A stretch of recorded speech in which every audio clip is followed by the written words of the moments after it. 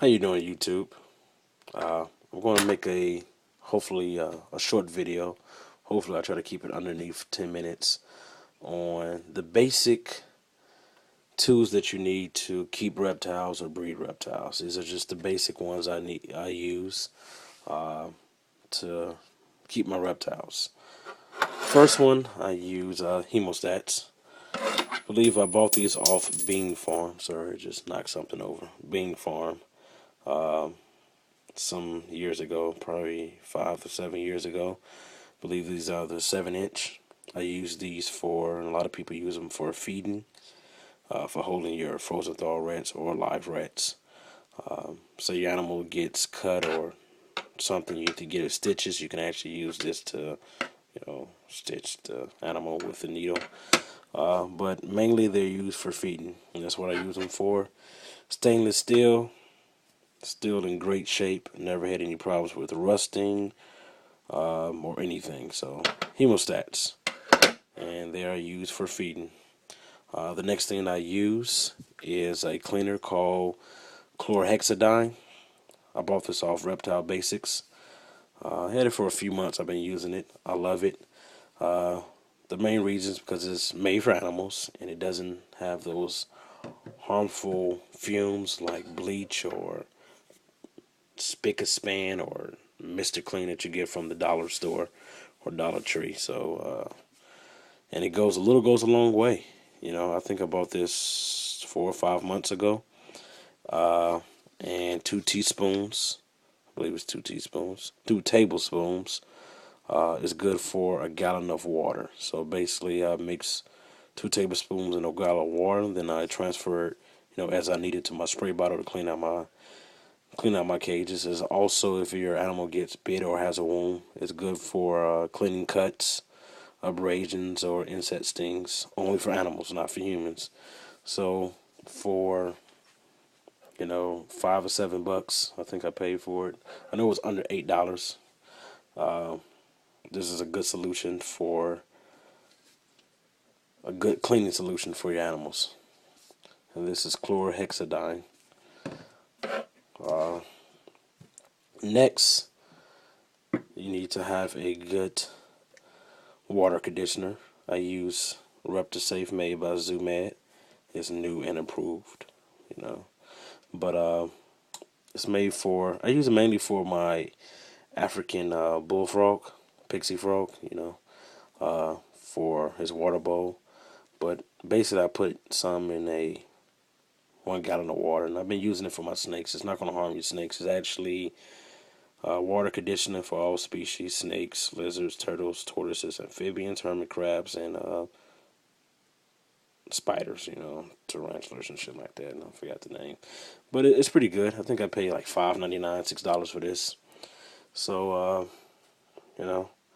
especially keep amphibians. Definitely, if you keep amphibians, you need a water conditioner made for reptiles. I wouldn't use the stuff that's made for fish because they put a lot of other chemicals in there that reptiles don't really need to ingest and take in. That's their drinking water. So Reptisafe, $6. It's not going to break the bank, and it goes a long way. 2 drops are good for. It's good for 8 ounces of tap water. So it goes a very long way. As long as you use it correctly, it goes a very long way. Another item that I use is a digital thermometer. I use this in the room that I keep my reptiles. Tells me the humidity, tells me the temperature. Somewhat accurate. Usually, sometimes it's off 1 to 2 degrees, but somewhat accurate. That's what's called accurate, right? I bought this from Walmart. I think I paid about $10 for it, and I use this mainly because I monitor this daily because I know whatever the temperature is displayed on here inside my tubs is the ambient temperature is 4 to 5 degrees higher inside my tub. So this is at 75, and I can guarantee my tub is at 79 at the lowest, 80, 81 at the highest. So this is a nice pickup for $10, and also it's good for humidity. Here in Chicago, in the summer months, I really don't need to mist down my cages at all because, as you see, the humidity is pretty high.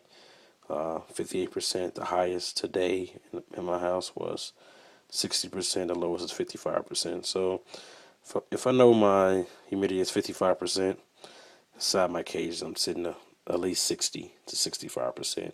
So I don't need to really mist down my cages for sheds and things like that because I have pretty good humidity inside my house.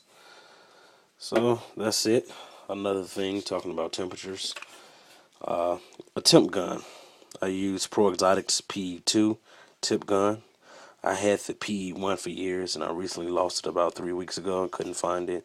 So I don't believe they make the PE1, and I couldn't find the PE1. I loved it because this is a little bit big and bulky. The P1, it fits. It was very small, half the size and width, a little bit shorter. Had a nice shiny case into it. It looks wonderful. It looked wonderful, but I couldn't find one, so I bought this PE2 off eBay from a guy. And I believe it was used, but it's pretty accurate. 75.9. Now this is reading 77. I know it's off a couple degrees all the time, so. And plus, I just had it in my hand, so that probably, warmed it up a little bit. So, but it's pretty accurate. I'm not for sure the different things it has on the PE2. I know it's different. I know the distance of where you measure your temperature. It gives you a more accurate temperature from a distance than the PE1, because I remember the PE1, if you want to get the accurate temperature, it's a 1-to-1 ratio. So you need to actually, get up close. I just had different mode settings. Never really tried it. I just used it to take the temperature inside my tubs and things like that and make sure everything is right. Picked this up for $20. Chicago Reptile House. I think they sell them $35. So it's a small investment to know your temperature so you can correct temperatures inside your cages of your animals. Small investment for $35, especially when you're going out buying expensive snakes and things like that, or even $10 garden snakes for $35. So your garden snake can live a long time and have the right temperatures and be healthy. $35 is a very small investment. Well, I'm almost on 8 minutes. Another thing that I use is a digital scale. This is a digital food scale. Bought this off Amazon.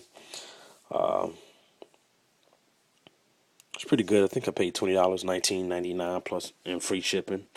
So $20 for it. It works pretty good. It measures in grams, kilograms, ounces, and pounds. It goes up to 12 pounds. So for what I keep, it's great.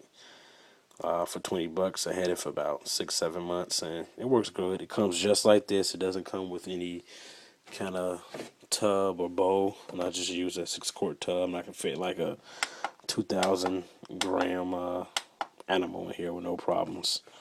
And if you need, you can put a bigger tub on here as well.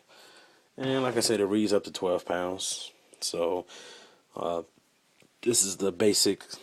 This is for mostly breeding, or some people who don't breed, they want to make sure the animal is gaining weight properly or is not underweight and things like that. You can pick this up for $20. So it's a small investment. I guess this video is going to go over 10 minutes. Another thing that you don't have to have, but I use, is a nice little razor blade for opening boxes and things like that, or doing whatever. It's not a must, but that's just a basic tool I have.